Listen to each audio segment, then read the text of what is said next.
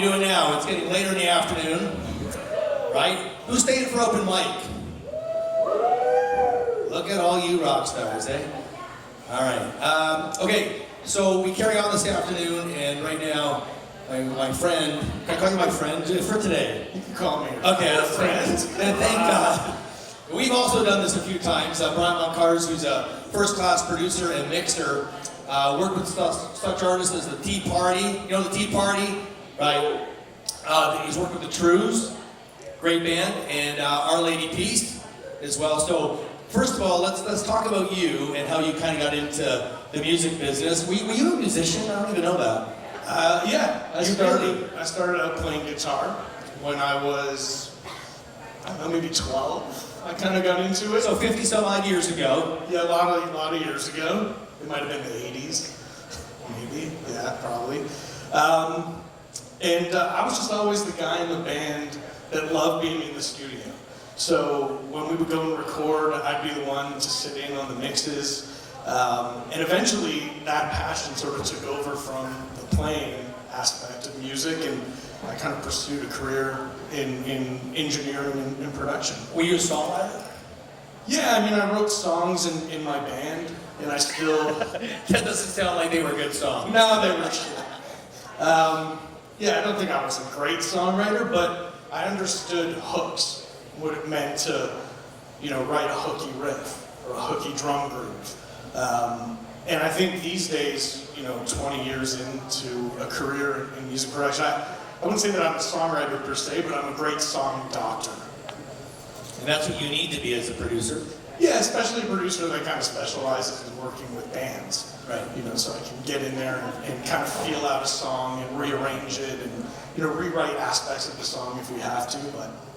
Much like we tell the artist to find mentors and to learn from people, you've learned from some of the industry best. And Bob Ezrin, especially in my world of rock and roll, anybody who works, with Kiss and Alice Cooper, and so you studied under Bob. Yeah, I guess it was 2004. I was at a Juno Awards after party in Winnipeg, and he was there. He was drunk enough to say yes to whatever you asked. I was drunk enough to approach him, and yeah, we just started talking. I got introduced to him by someone from a record label, so I was younger, and we just got to talking, and then I had the nerve to sort of say, next time you're in Toronto, like, can I take you out for a coffee? And he told me that he was moving back to Toronto, because he's originally from here, and kind of retiring a little bit from being in the studio full time. And he said, here's my email.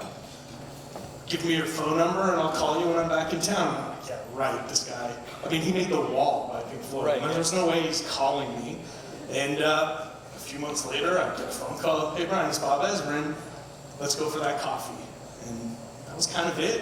And he's sort of been in my life ever since. So you learned a lot from him, I'm sure, but what, in a short summary, can you tell me that you learned from Bob as far as working with the artist? I was already a few years into my career, but he kind of reorganized my brain in the way I thought about making music. I mean, he's a true genius in anything he does. I mean, someone once told me, like, if you give him a book on brains, he could operate on your brain the next day. And it's true, he's like that, he's a true genius. But I think what I learned the most was really just to trust my ears. Sitting in the studio with him and trusting my gut instincts. He sort of validated a lot of what I had been working on. And then also, just sort of really pushing me hard to do my best all the time. Whether it was in the studio working with the band or, behind the board mixing. So when you started as a producer, what type of bands were you working with? Because you weren't clearly walking in as a new producer and working with, the Trues. No. So how did that kind of process go? I got kind of lucky pretty quickly in my career. So just a little backstory. I studied radio and television arts at Ryerson, graduated in 98. Where you met Jay? Where I met Jay, right? Yeah. I had lunch the other day, yeah. Sorry to hear about that. Jay's the best. He lived with me for summer. That was a good time, but That's sports and TSN, something else. Sorry, we were talking about like yeah. Right. So I graduated, and instead of taking the normal route of going to find a job at a recording studio, I decided to open my own recording studio. I was a little entrepreneurial, and I just thought that was the best way for me to kind of move forward. And within the first year, a friend of mine was managing a band at the time called Pilot. It became Pilot Speed, and Pilot needed to do some demos. They were about to get signed by Maple Music at the time. And my buddy brought them into the studio, amazing band. We demoed a bunch of songs, they got their record deal. I was like a year into my career, so the label wasn't about to trust me to make that record, but having that on my resume was huge. So then they ended up with a massive hit called, it was like Into Your Hideout, which this would have been like early 2000s. I was just a pop back then. Yeah, me too. I was like 10. And then through that, I started working with this band called The Junction, because they were fans of that band. Brampton band. We did an EP that like Universal fell in love with and ended up signing them. And then this time, Universal let me do the production gig. So was that your first big break, you think? that was my first big break. Sadly, at a time when the music industry was about to collapse, we didn't know. I mean, the album came out, we had a top 10 single, and then the industry just sort of imploded on itself, and the band ended up having to fight to get off the label. I mean, they still continued to make music, but it was a bit of a weird time. But I mean, it was incredible. So how have the changes in the music business affected you as a producer? So if you started back when labels were signing artists and getting songs to radio and going on tours, and now you're in the streaming world, things are a lot different. You want to make money, it's all about the live show, not necessarily putting a new album out. How has that affected you? I know it's a great question, that's what you're thinking about. That's a tough question. I mean, it's definitely affected the way that we make music. I mean, to sort of echo what Gabe was saying, a lot of bands are coming in and doing singles, even big bands. Like Our Lady Peace, we started out doing an EP, and I thought to myself, well, like they have a built-in market. They can tour across Canada, play like to 10,000 people in most big markets, and sell albums and merch, and they do great. But that's Our Lady Peace. They've had massive success. So how, if they're prepared to just release an EP, then what does that mean for independent artists? I spend a lot of time working with developing rock bands as well, and so it's a lot of just producing singles, trying to grow a band's career over a batch of singles, or 3 songs. I kind of like to do 3 songs at a time, when I have a band. Do you help them beyond, though, the production of it? Are you helping them as far as the artist development, or do you kind of push that to somebody else? I guess these days a lot of the bands that I work with have management already, so the managers are kind of handling that, but I definitely will give my input, and happy to always, if a band and I sort of jive, I'm happy to put them in touch with some of my contacts that might be able to help them. But I spend a lot of time in the studio, so it's hard for me to, after the fact, sort of help with a ton of development. Right. Jeff Martin, when did your relationship with Jeff begin from the Tea Party? That was cool. I mean, it all kind of stems actually from Our Lady Peace. So Our Lady Peace are managed by a company called Coalition. Coalition at the time started to manage this really cool young roots rock band from Winnipeg called the Proud Sons, and they were managed by someone named Liam who works out of Coalition. And I love the Proud Sons, and I bugged Liam for a long time to do their record. Eventually, that kind of worked out. A lot of people like the record, they like the sound of the record, and when the Tea Party were looking for a mixer, Liam recommended me. So Jeff Martin wanted to hop on a phone call with me, which was totally surreal. I mean, me growing up in the 90s, being a fan of 90s Canadian rock, and having Jeff Martin give you a call was Bob Ezra and Jeff Martin, I'm doing okay here, aren't I? Yeah, it was good. So we had a good was like a half-hour conversation. Obviously, he was vetting me to make sure I'd be the right guy for the gig and that I understood what they wanted to do. So he said at the end, he's like, "Okay, I'm going to send you files for this song." It was called "So Careless."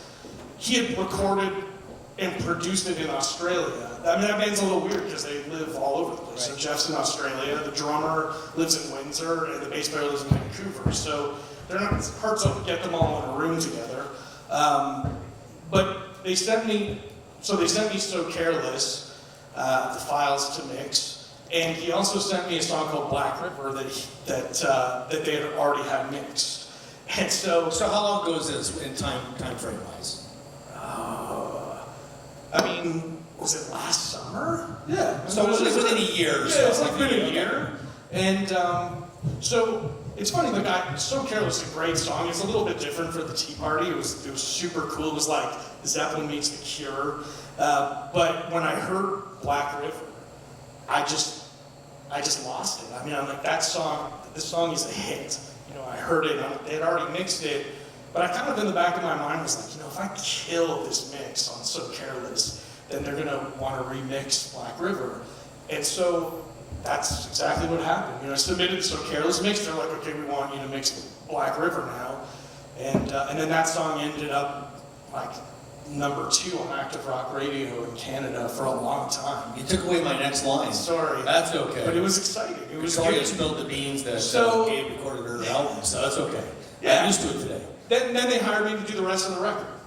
So can we have a listen to a bit of the Tea Party, "Black River," just a short bit, please?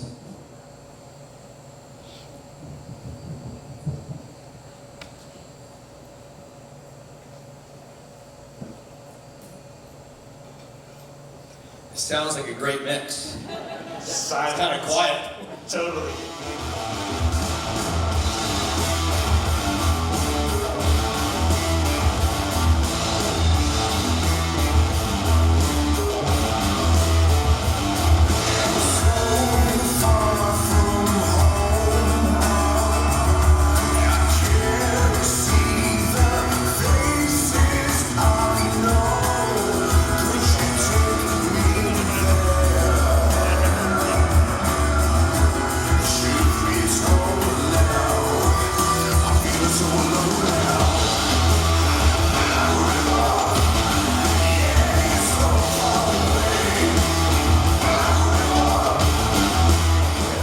I think you get the gist of the song.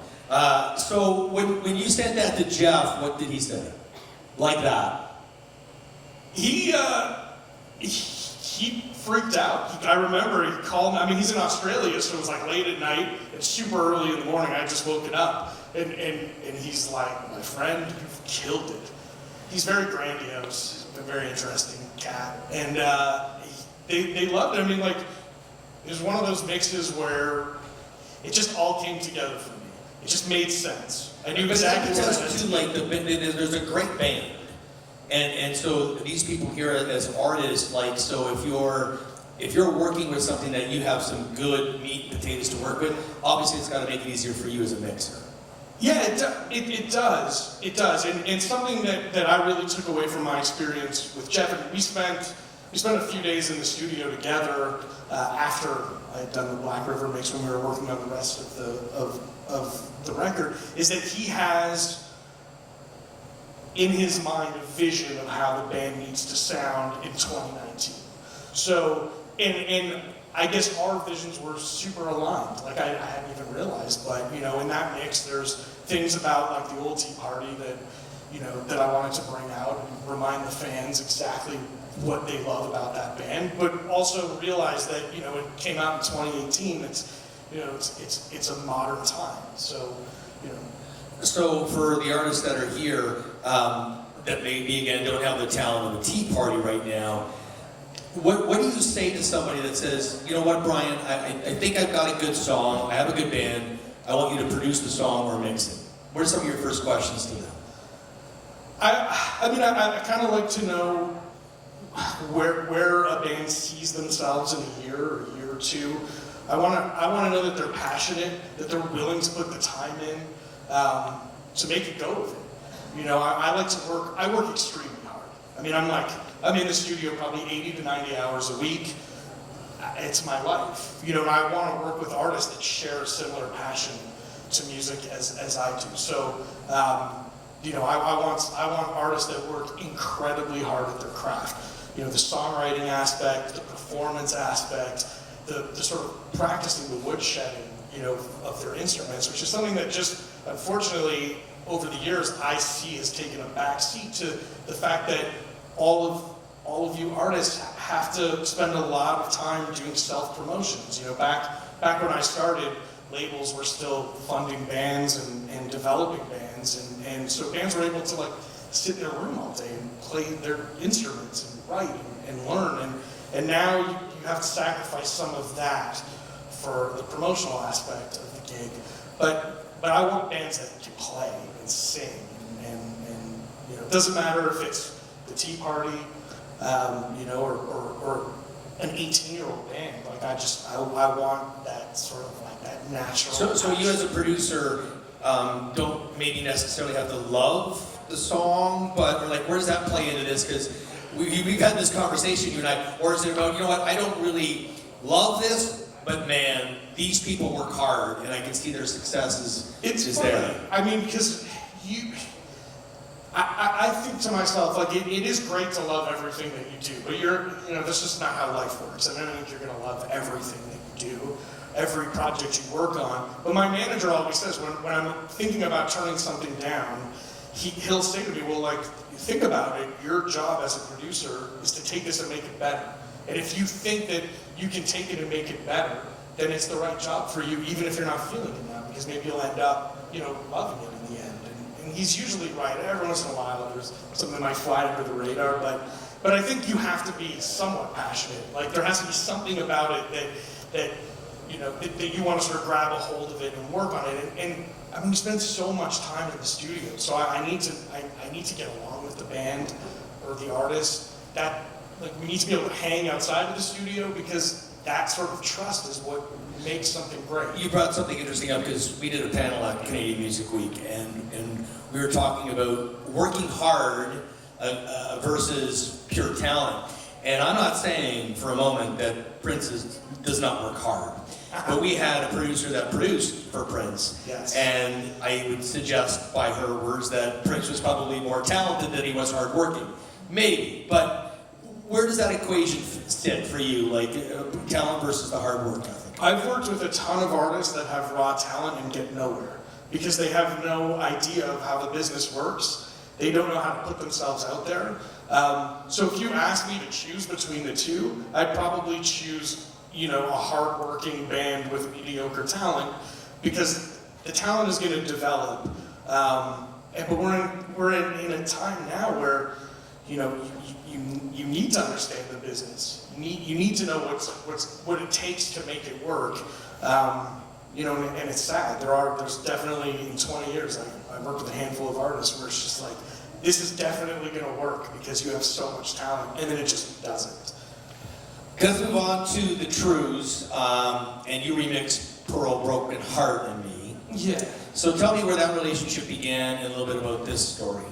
So, yeah, John Angus. So the Trues are two brothers, Colin and John Angus MacDonald, from Nova Scotia.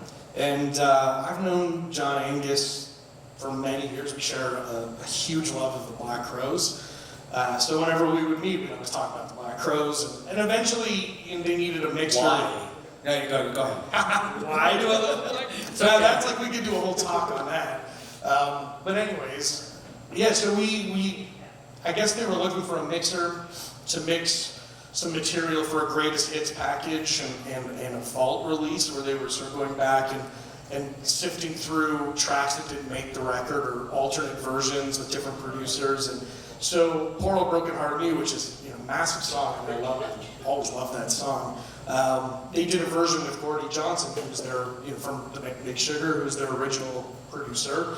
And I guess it didn't make the record, it's a different version on the record, but they wanted to go back and remix all this old material. With Gordie, or no? No, not Gordie. No, John Angus is the kind of guy that likes to actually be in the studio while mixes happen. which I find interesting because no artist comes to a mixing session anymore. It's like I spend most of my days alone in the studio. I joke around that like the only person I see on a daily basis is the barista at Starbucks. Because it's just it's a lonely gig, is, you know, me and the music.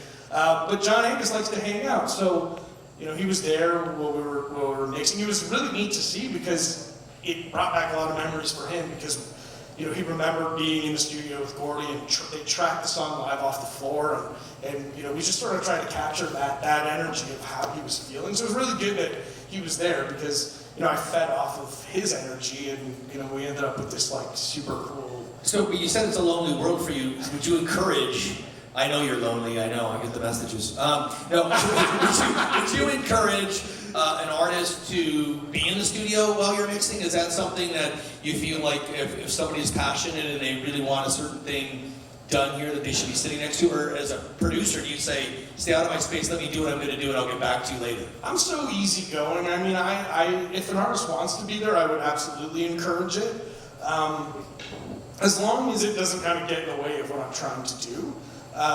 And sometimes it does, you know, but I'm happy to have the company, and I think music is super collaborative, so having another set of ears in the room, I think it makes things go by a little faster. You know, it's like, once I'm done a mix, I send it out, the client hears it, I get a laundry list of notes, I go make those changes, send out another mix, and like, you know, it can take like 8 or 9 revisions before we're done, but if the artist is in the room, then it's usually like 1 or 2 revisions. Right, so it speeds up. Yeah.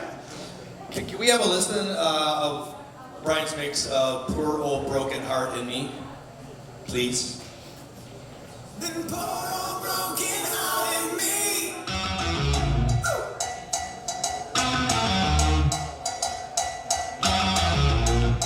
I came up with that count. I never been the kind of man to let a woman change my plan, but all I know is history. When she showed me she did this to me, the last one me over quick. She ruled my mind, my heart, my dick, and done along the hook to beg. And now I'm sick from the pain, 'cause there's no such she'd rather see than poor broken heart in me.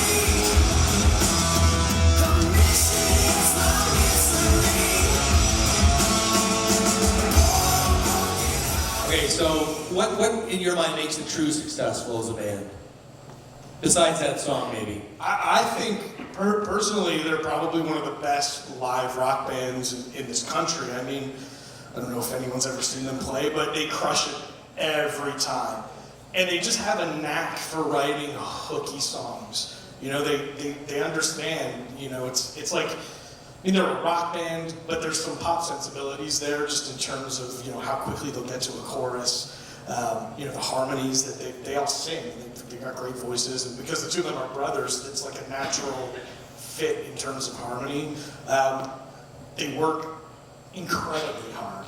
I mean, that's a common theme I think with all these bands. It's just super hard. They're always working, always digging, always, you know. And then they've had the good fortune to have, I think, like when they did the press for this release, I think it was something like 12 top 10 hits in like 8 years or something. Just nuts, you know.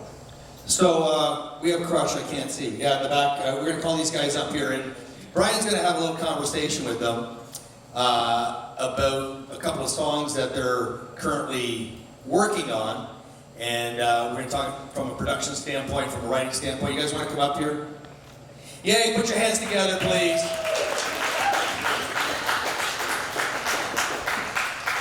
I'm going to stay here.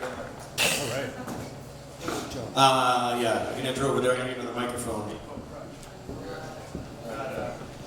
Okay, I think I've lost the microphone. Oh no, here we go.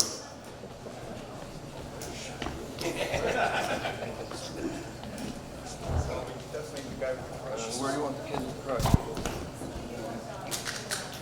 Yeah, so you brought a guy with crutches. You see, we did that on purpose. Please, one of you can sit over there with Brian, or you know. There's there. Just pass me left. I'll give you my mic in a second. I just want to step this up a little bit. So when Brian and I were talking about this, I had to think of a band, There you have a stool. Don't move it, because then you'll have a stool movement. Anyway, I'm not a comedian. I know, it's terrible. So I've known these guys for a long time. Sean and I play in a couple of bands together. In fact, he's playing a gig tonight without me because I have to go to a wedding. Sad story, but it's true, isn't it?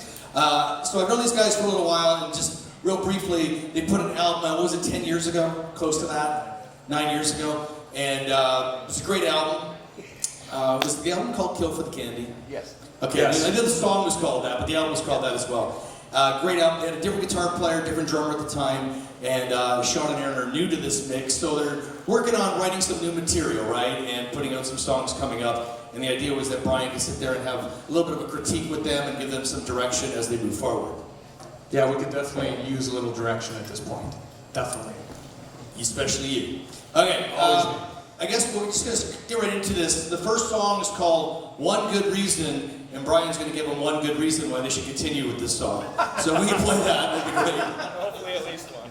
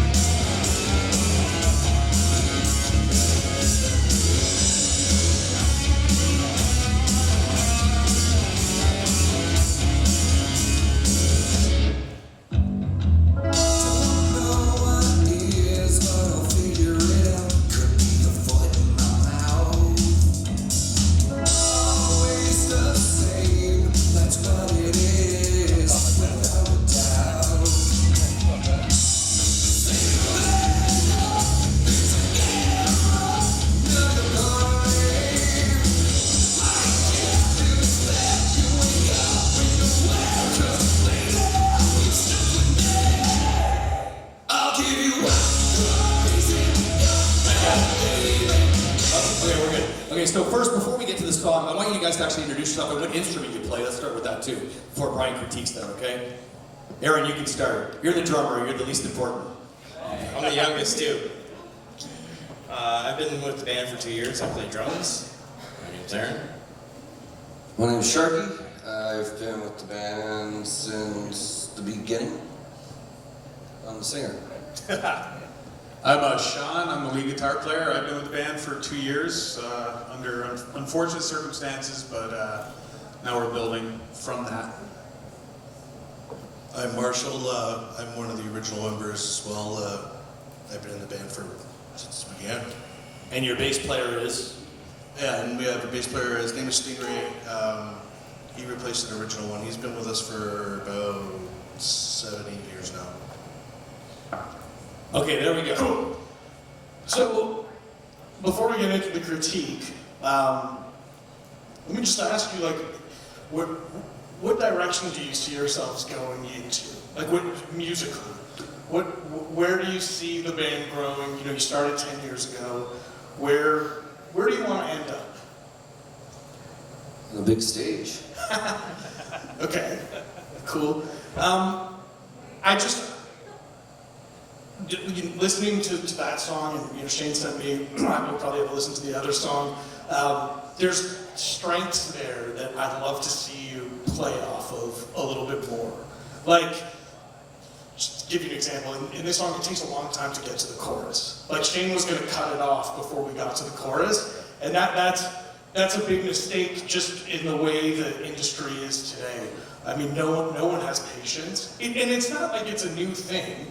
I mean, I sat in so many label meetings where, like, if you don't get to the chorus in the first 30 or 45 seconds, tops, the A&R guy will just shut the song off. So, coming to something like this, like, I think it's important to kind of, you know, have a chorus hit, you know, pretty quickly. But just in terms of arranging songs, I don't like to think about, you know, oh, how are we going to market this song, or how, like, that's not my thing. I'm like, what is going to excite the listener? And to me, what's really exciting is that when you hit the pre-chorus, Sharky, the way your voice opens up there is just like, it just draws me in right away, and then obviously the chorus explodes. But you kind of start big, and then I understand, you know, dynamically you bring it down, and you know, in the 90s, that's kind of like all the songs did that, you know. I love the 90s. Yes, as do I. But it is, you know, it's about to be 2020. It's a long time away from the 90s, and I think there would be a way there to kind of make the verse a little bit more exciting to the listener. So it's like you get me with the riff, I'm like, yeah, and then I kind of like, I'm not quite feeling the verse, but then you get me at the pre-chorus, and then eventually the chorus opens up. But it takes a while. So I'd almost like to, you know, if we were in the studio, I'd almost like to pick apart that verse, maybe rewrite it in a way that you can kind of hit from the start. You know, because it's my gig, I spend a lot of time like looking at rock radio charts, because I kind of need to know like what's sort of going on. You know, there's a massive pop influence in hard rock music right now. You know, like the Shinedown's of the world and the Papa Roaches, but what you guys are doing is definitely like a throwback, and I think that there's always room for that. Like we're going through a time right now where like bands sound like Zeppelin. You know, and it's only a matter of time before bands start sounding like Alice in Chains and start sounding like Soundgarden, and then you guys are going to be there because it's what you're doing. You're like 75 by then. Once that full circle comes around. But you need to be ready for when that comes around. You know, you need to be that band that is like, that's really strong, but understands what it takes to make a great track in 2020. So that's why I'm saying, you know, I think that just take a look at that verse. Yeah, still in the building stages too. That was a recording in a basement, and it was done with 2 songs for $500. Yeah. So that's what. No, you do, and you know that's the thing. You work on these things, you build it, and you constantly improve. And I mean, you guys are a band. You know, you've been together for a long time. I know from Shane, like you've been through some hard times, and you're kind of like coming out the other end of that.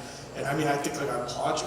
That's amazing. And I think that those things that have happened to you, you know, recently and in the past, like are kind of what needs to fuel your passion and excitement. And I want to hear, like, I want to hear that excitement. Like, I imagine, I've never seen you play live. I imagine you guys are a great live band. And I just heavy. Right. And for me, you know, being in the studio, that's something that I would want to bring out in the tracks. You know, not only is it the arrangement and rearranging, and again, playing to your strengths, but one of your strengths, I would imagine, is your musicianship, and like really bringing that out in the energy of the recording. Yeah. You know, I mean, that's why you hire a producer. And that's what I do. I bring energy out in tracks. That's awesome. You know. You're hired. Is that easy? Yeah, He's paying for it. I can't even work right now. Are you done with that track? Or you want to keep? Yeah, no, we can listen to the next track. Okay, so this one is called Shades of Hope, which the band is going to have happen when this is done as well. You see, Shades of Hope, but song number 2.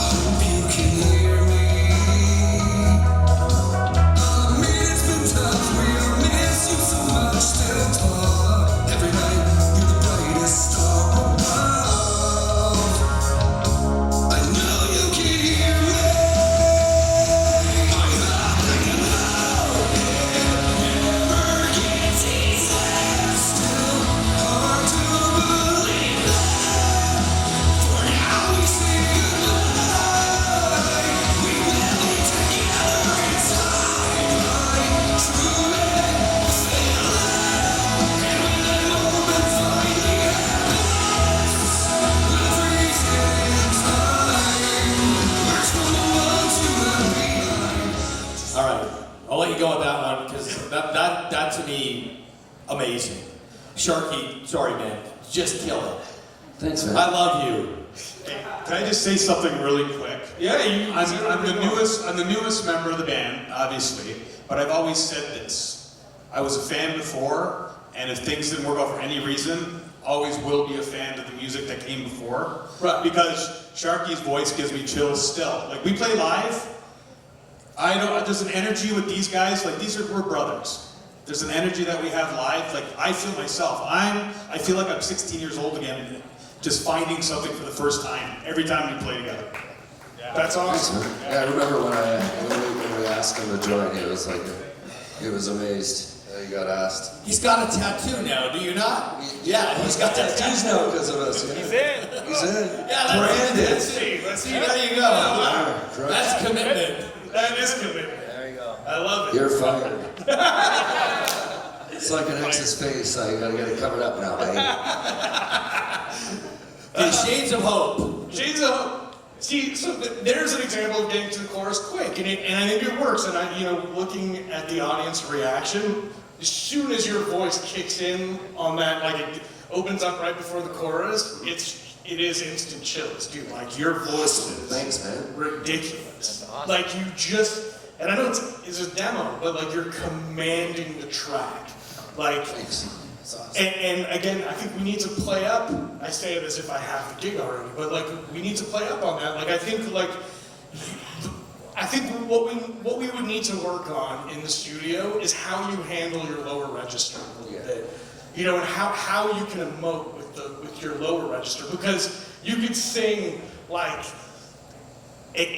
Mary Had a Little Lamb in your upper register all day long, and everyone would buy it because it's just so powerful. He's hired. And it's the emotion, but it's how do you convey that emotion when you're singing deeper? And what are the things that we do to kind of get it to really, because I mean lyrically, obviously it's a serious subject in this song, and we don't want to gloss over the verse. We want it to be as emotional and powerful as the chorus. And this is a case where I like the dynamic shift in this song. Like I think it's very important because the chorus really opens up out of that sort of down verse. But it would be, what do we do? Do we rearrange vocally so that you're hitting some higher notes, or do we add like an Alice in Chains third above you harmony, like stuff like that to just add some excitement, and then obviously like some harmonies in the chorus in this song I think would just rip. I mean, I really do what you guys are doing. And That's awesome, man. Thanks so much. your voice, I worked once with an artist named Lucas Rossi. So Lucas won Rockstar Supernova many years ago, and I did some work with him when he was signed to EMI Publishing, and he also had one of those voices where it's just like as soon as you hit those high notes, it just like you just had to stop what you were doing and just really listen. So, Killer.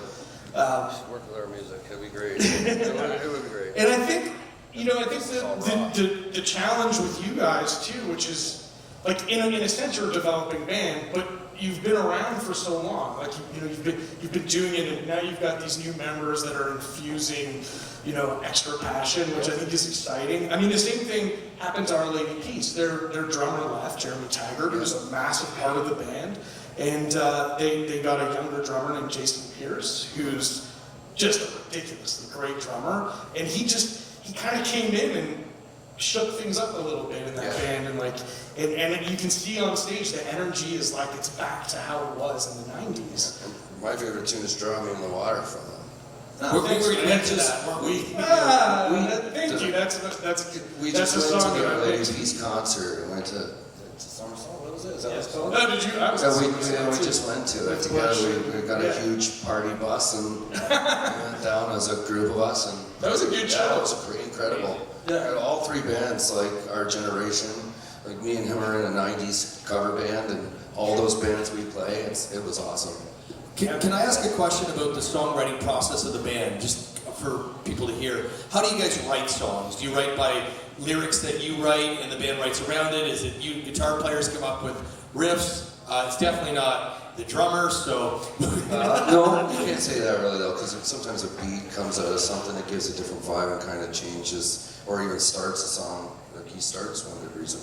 Right, You know, like I don't make up the words. He don't make up the words. I get Right. that part. It's all good. You're allowed to play the drums and not make the words. But we do everything as a group effort. Usually just jam in a jam room, and a guitar riff will come out of nowhere from either of them, or like our bass player Stingray had a bass riff that came out of nowhere, and that's how it would start. But roughly as a group, as things are coming along and I'm just throwing whatever word can come out of my mouth out, I try to find a kind of flow. Then they just finish off the song musically, and then I get to take it home as iPhone recording in a room, and then I just play it over and over again without singing to it, and then we go back and we try to figure out on how strong it sounds of a heavy song, if it's going to be whatever style it's going to be. Then we pick a topic as a group because it'd be funner that way, and then I write a story.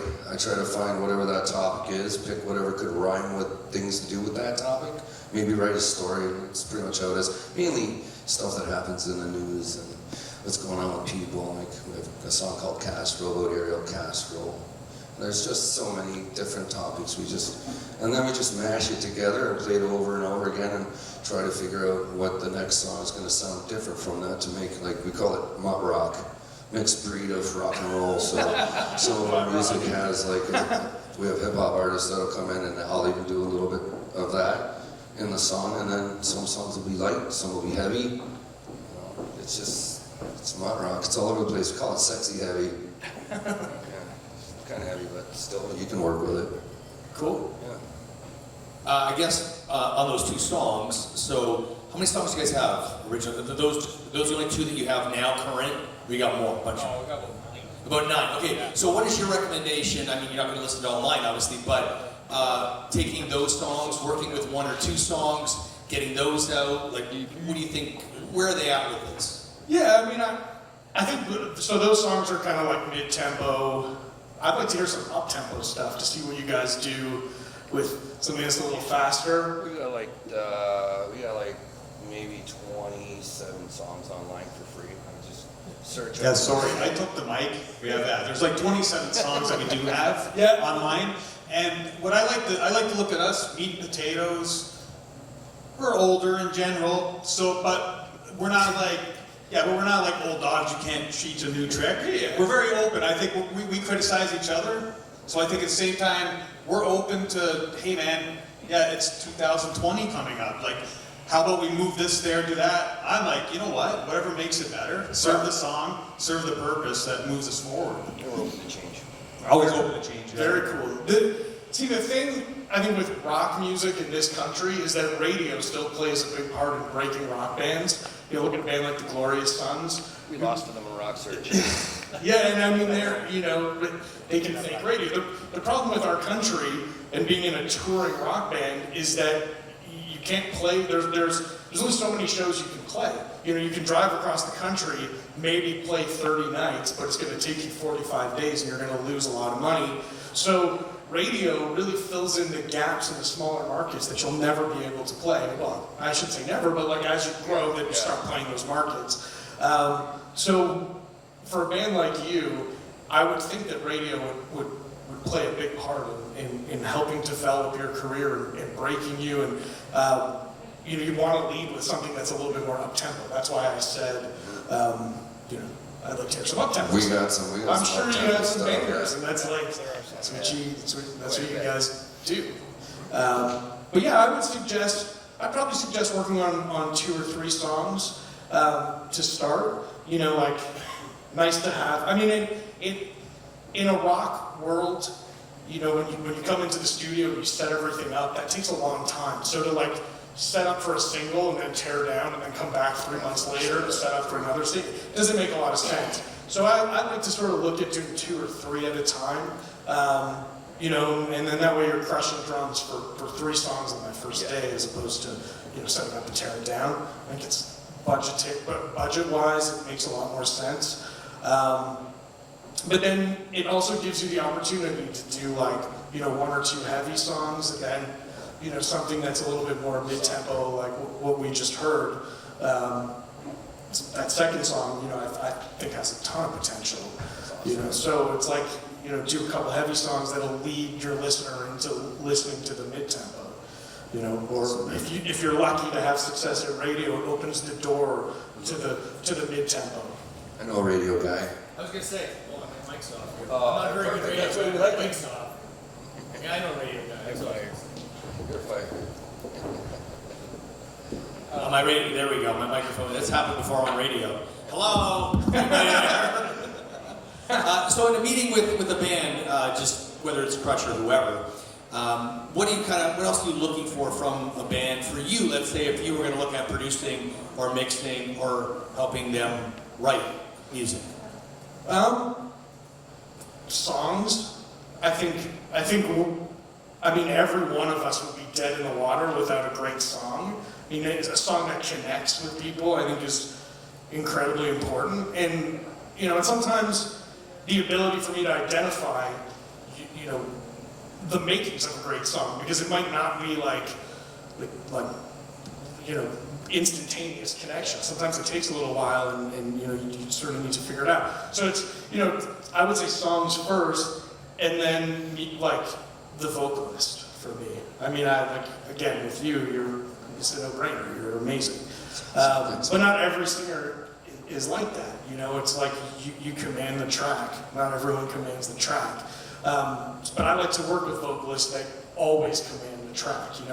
You look at Rain from Our Lady Peace or Jeff Martin from the Tea Party. I mean, these signature voices. As soon as you hear them, you know exactly who it is. And it kind of took working with Our Lady Peace for me to kind of figure that out, because I would solo Rain's voice when I was mixing Drop Me in the Water, and it was just like on its own without the instrumentation. It was massive, and it sounded exciting to me. I was like, yeah, that's what every vocalist should be doing, When you're singing on your own, it just needs to kind of crush it, and then musicianship, from the rest of the band. Having an awesome drummer, guitar players that not only play heavy riffs, but can kind of do the things in the studio that I ask of you.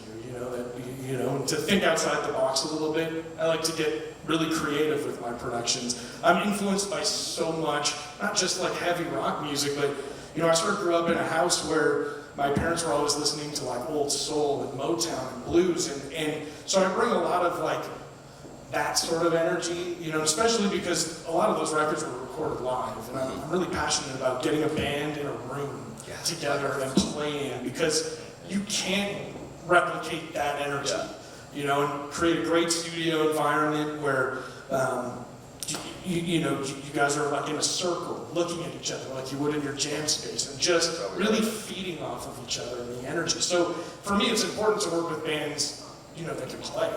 They can play their instruments. For sure. I started singing before these guys, and it wasn't until I got with these guys where I actually had a real voice.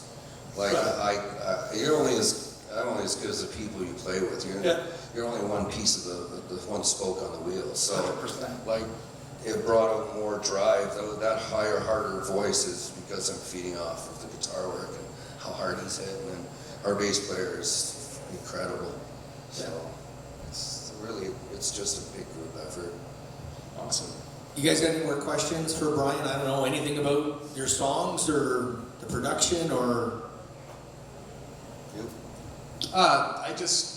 It's kind of, on a forum like this, it's great to get initial. It's kind of difficult to swallow all that, right? And take it all in and go, okay, I got a million things running through my mind right now. Because there's like, we as a group have a goal. We want to get our music out there. We want to be proud of our music, and we want to take any help available to get us to reach our goal. And hopefully we're good enough, and we say, hey, we got this huge passion. We want to kind of like hit up all these people and see if anybody, if the fish bite, and if anybody else buys into what we're selling, right? Yeah. So I don't know what question, perfect world. Yeah, Brian, I want to hire you for the next 4 years, and I want to make. That's good. I'm his manager. I'll tell you how much money that would Right, exactly. Let's make records. So let's make albums and records, and let's make the world smile. 1 billion at a time. Yeah. Anybody have questions out there? Any production questions or about artist-producer relationships or anything you heard? Because I don't think Brian's going to be here tomorrow. He's busy mixing. Are we all good?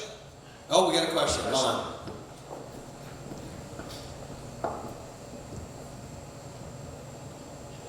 Hi, my name's Shalana. Shalana. Hey, so would you be able to list off 3 things that make someone great to work with and 3 things that make them really difficult or challenging for you to work with? Just any band? Yeah, like when you're working with a new artist? Oh, 3 things that are great to work.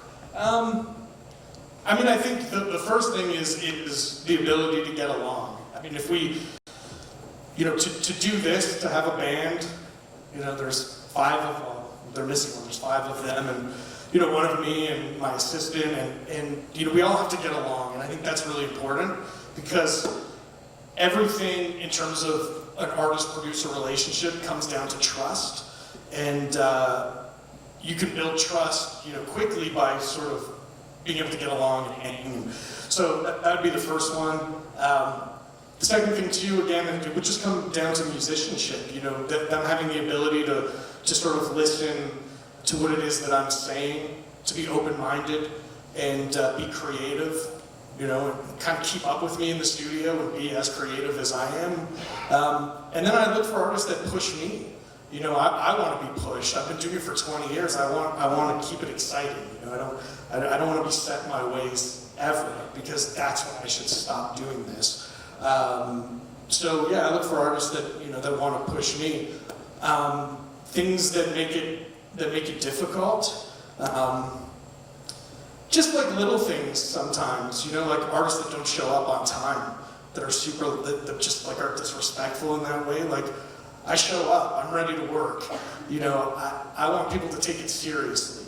I guess something else too that might rub me the wrong way is if an artist won't listen to what I'm saying. It's like, I don't know everything, but I've been doing it for 20 years, and if I'm working with a developing artist, they're hiring me for a reason, and everyone should be open-minded, and I'm very easy to work with, I think.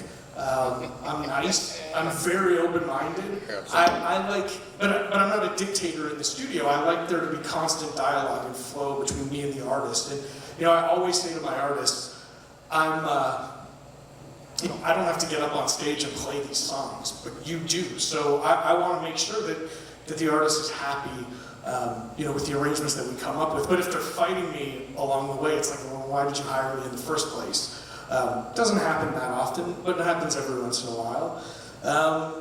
And then I guess I owe you one more answer in terms of why it might be hard to work with an artist.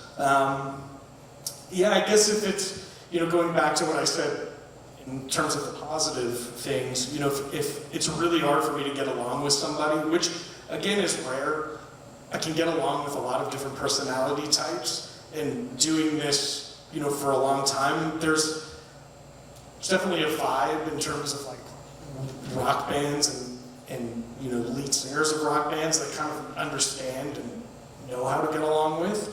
And a lot of it is just psychological, really building up an artist's confidence, because even the most successful artists lack confidence sometimes. So it's really just getting in there and making people feel good. But if someone doesn't let me do that, then we're going to have an unsuccessful project. So I guess that would be the third thing.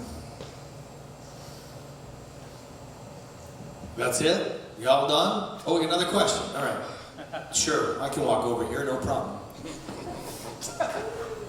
Do something, for God's sakes. Hello. Hi. I was wondering if any of you really even have anything to say about the balance as an artist between having a vision for what you want for your own goals and still remaining open-minded so you can grow and develop and expand. Yeah, that's a really good question. I think for me personally, it's very important, I think, to walk into a project and have a goal. I'm very goal-oriented in terms of my production work and even my mixing. If I find those days where I go into the studio with a clear-cut idea of how I want something to sound in the end, then that day will be a successful day.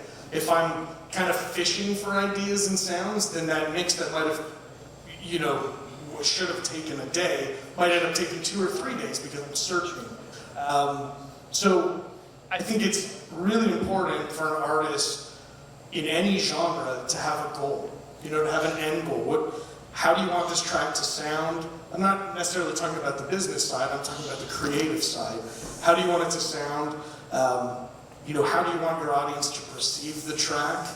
I think that's super important. I don't know what that is. I don't know. Is there a snake? There's a scary place today. And then in terms of balancing that with sort of room for growth, yeah, I mean, I think if you stay the course, you know, and that's something I've learned, you know, looking back over the last 20 years of my career, you know, of course I second guess myself. I mean, I wouldn't be an artist if I didn't second guess myself, because that's kind of what fuels the fire and the passion.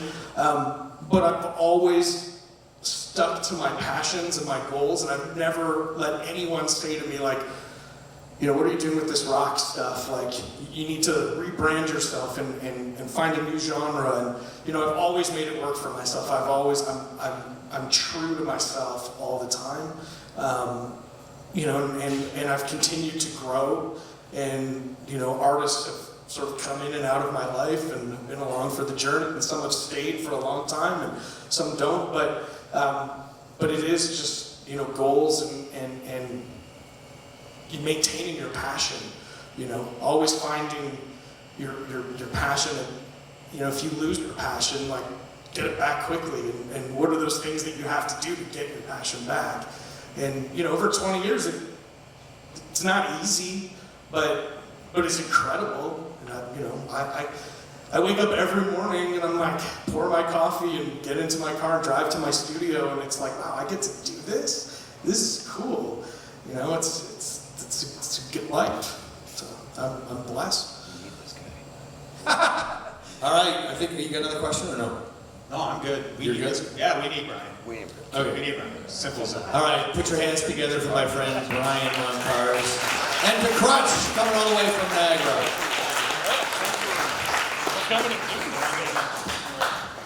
If anyone has found a brown notepad, there's a brown notepad with a pen in it.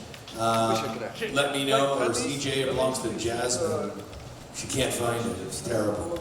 Sad story. So if you find it, please let us know.